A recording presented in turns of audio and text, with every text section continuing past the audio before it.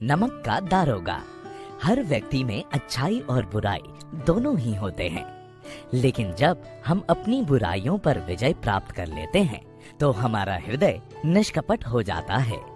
आइए प्रेमचंद द्वारा रचित इस कहानी के माध्यम से असत्य पर सत्य की और धन की ताकत पर ईमानदारी की जीत को देखें और समझें। जब नमक का नया विभाग बना और ईश्वर प्रदत्त वस्तु के व्यापार करने का निषेध हो गया तो लोग चोरी छिपे इसका व्यापार करने लगे। इसके दारोगा पद के लिए तो वकीलों का भी जी ललचाता था। वंशीधर रोजगार की खोज में निकले। उनके पिता एक अनुभवी व्यक्ति थे। समझाने लगे, बेटा, घर की दुर्दशा देख रहे हो, ऋण के बोझ से दबे हुए हैं।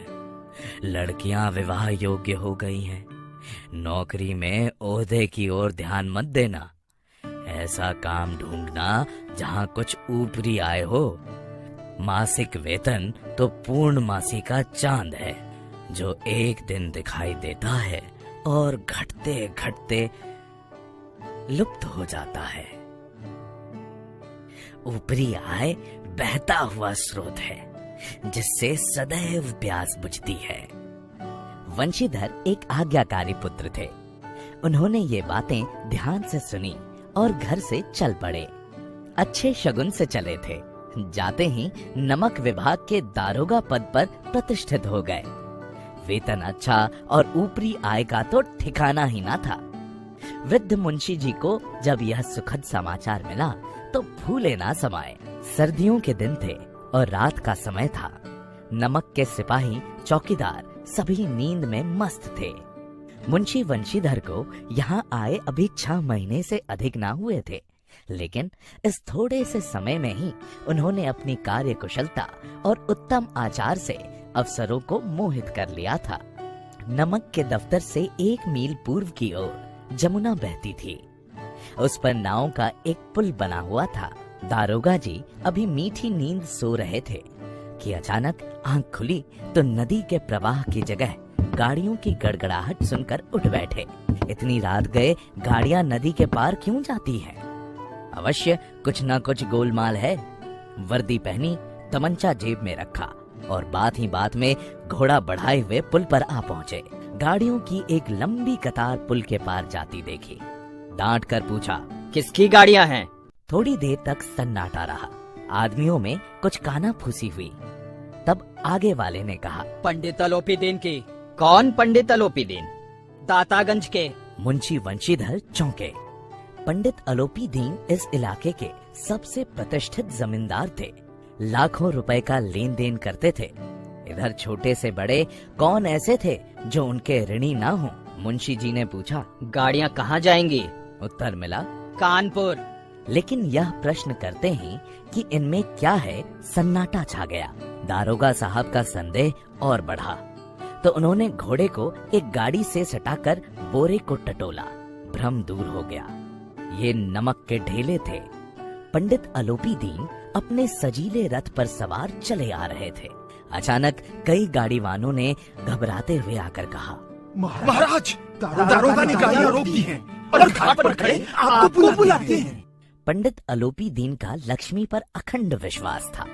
न्याय और नीति सब लक्ष्मी के ही खिलौने हैं। इन्हें वे जैसा चाहती हैं नचाती हैं। लेटे लेटे गर्व से बोले, चलो हम आते हैं।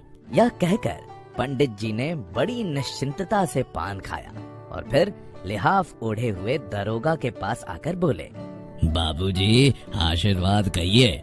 हमसे ऐसा कौन सा अपराध हुआ कि गाड़ियां रोक दी गईं? वंशीधर रूखे स्वर में बोले, सरकारी हुक्म। अलोपीदीन ने हंसकर कहा, हम सरकारी हुक्म को नहीं जानते और न सरकार को। हमारे सरकार तो आप ही हैं। हम कभी आपसे बाहर हो सकते हैं भला? आपने व्यर्थ ही कष्ट उठाया। यह तो हो ही नहीं सकता कि हम इधर से जाएं और आपको भेंट न चढ़ाएं। अलोपीदीन की बातें सुनकर वंशीधर कड़क कर बोले, हम उन नमक हरामों में नहीं हैं जो कौड़ियों पर अपना ईमान बेचते फिरते हैं। आप इस समय हिरासत में हैं। आपका कायदे के अनुसार चालान होगा। मुझे अधिक बातों की फुर्सत नहीं है। जमादार बदलू सिंह, तुम इन्हें हिरासत में ले चलो, मैं हुक्म देता हूँ। पंडित अलूपी दीन स्तंभित हो गए। ऐसा अपमान इससे पहले उन्होंने कभी ना सहा था। बड़े दीन भाव से बोले, बाबू साहब, ऐसा ना कीजिए, हम मिट जाएंगे, इज्जत धूल में मिल जाएगी। हमारा अपमान करने से आपके हाथ क्या आएगा? वंशीधर ने कठोर स्वर में कहा। हम ऐसी बातें सुनना नहीं चाहते। अलूपी दीन के स्वाभिमान और धन ऐश्वर्य को कड़ी चोट लगी, किंतु अभी तक उन्हें धन की शक्ति का पूरा भरोसा था। अपने मुनीम से बोले, लाला जी, 1000 के नोट बाबू साहब को भेंट करो। वंशीधर ने गर्म होकर कहा, 1000 नहीं, 1 लाख भी मुझे सच्चे मार्ग से नहीं हटा सकते। 1 से 5, 5 से 10, 10 से 15 और 15 से 20,000 तक की नौबत आ पहुंची, किंतु धर्म पूरी वीरता के साथ पर्वत की भांति अटल अविचलित खड़ा था। अलूपी दीन निराश होकर बोले, अब इससे अधिक मेरा साहस नहीं, आगे आपको अधिकार है। वंशीधर ने अपने जमादार को ललकारा। बदलू सिंह मन में दारोगा जी को गालियां देता हुआ पंडित अलूपी दीन की ओर बढ़ा। पंडित जी घबराकर 2-3 कदम पीछे हटे।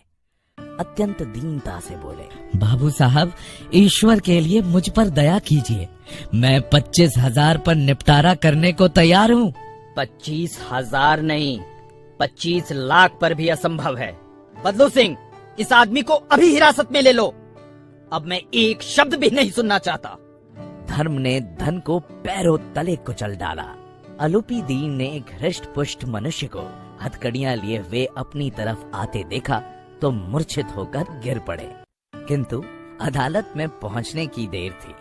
तमाम अधिकारी वर्ग उनके भक्त, उनके सेवक, वकील उनके आज्ञा पालक और चपरासी तथा चौकीदार तो उनके बिना मोल के गुलाम थे। उन्हें देखते ही लोग चारों तरफ से दौड़े।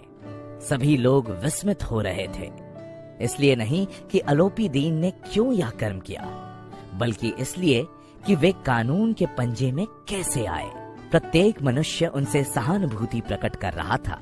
न्याय के मैदान में धर्म और धन में युद्ध ठन गया। वंशीधर चुपचाप खड़े थे। उनके पास सत्य के सिवा कोई बल ना था, ना स्पष्ट भाषण के अतिरिक्त कोई शस्त्र। गवाह थे, किंतु वे भी लोभ से डामाडोल। यहाँ तक कि मुंशी जी को न्याय भी अपनी ओर से कुछ खिंचा हुआ सा ही दिख पड़ता था।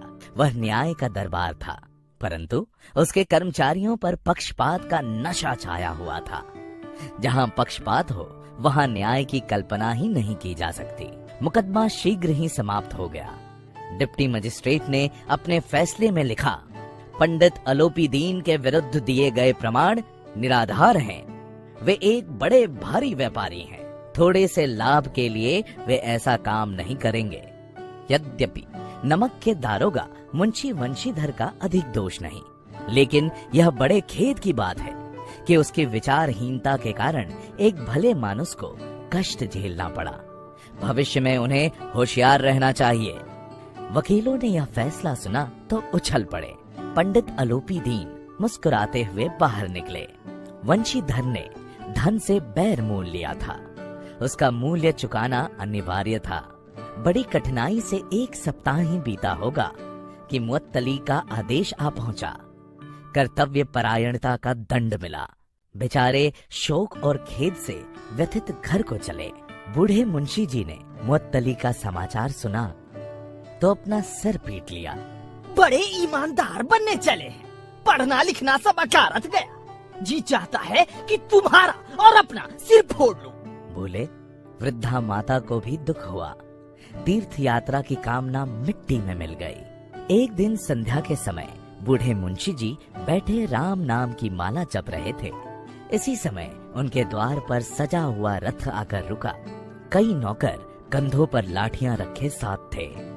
मुंशी जी अगवानी को दौड़े। देखा तो पंडित अलूपी दीन है। झुककर दंडवत किया। हमारा भाग्य उदय हुआ जो आपके चरण इस द्वार पर आए। आपको कौन सा मुंह दिखावे, क्या करे? लड़का अभागा कपूत है। ईश्वर ने संतान चाहे रखे, पर ऐसी संतान ना दे। आलोपी दीन ने कहा। नहीं भाई साहब, ऐसा ना कहिए। मुंशी जी ने चकित होकर कहा। ऐसी संतान को और क्या कहूँ? पंडित आलोपी दीन ने वंशीधर से कहा।